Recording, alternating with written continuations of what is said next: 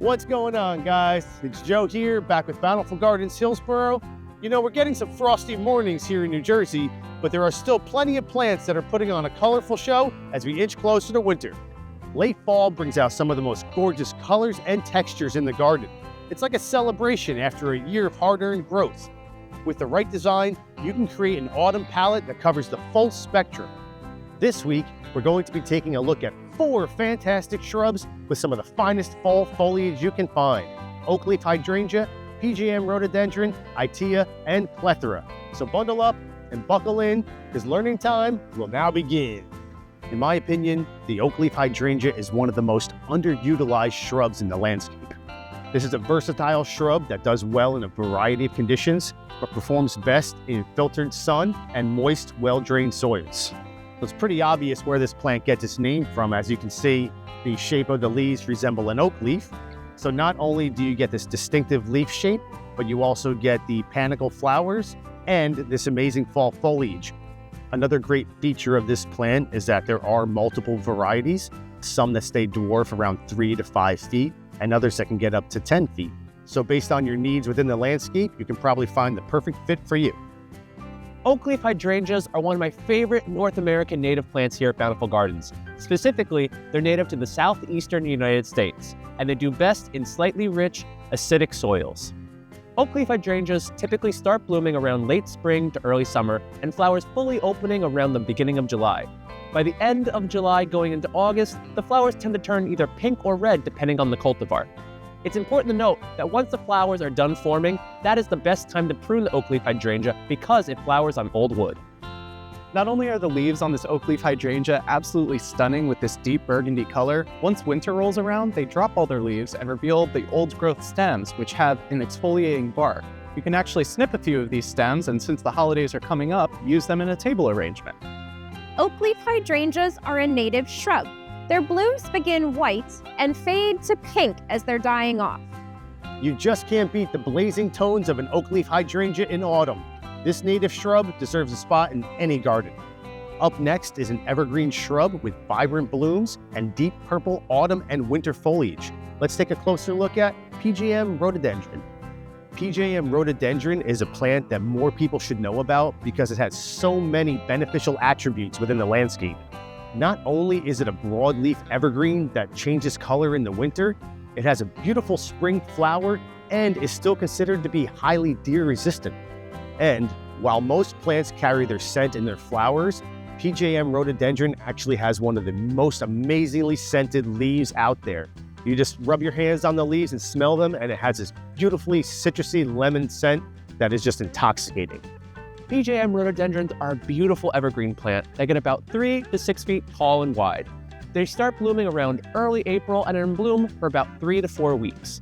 They prefer rich, organic, well-draining soils, but can handle all soil types as long as they're well-draining. They do best in partial sunlight, but can handle full shade. The Oakleaf hydrangea isn't the only plant we're covering that's great for table arrangements. The dark glossy leaves and pale underside of PJM rhododendron also make it a fantastic addition to any holiday bouquet. This one even has the benefit of a few buds for a little extra interest. They almost look like a smaller version of a magnolia branch. PJM rhododendrons are one of the most sun and cold-tolerant rhododendrons, having been developed for our cold winters in the Northeast. They are a broadleaf evergreen with smaller leaves than their counterparts that turn plum, nearly black, going into fall. With year-round leaves and cold month color, PJMs have got you covered.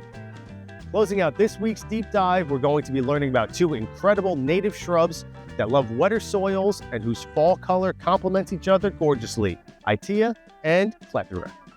It's always hard to find a flowering shrub that does well in wet soil and parched shade, and here we have 2 of the best plants for that situation.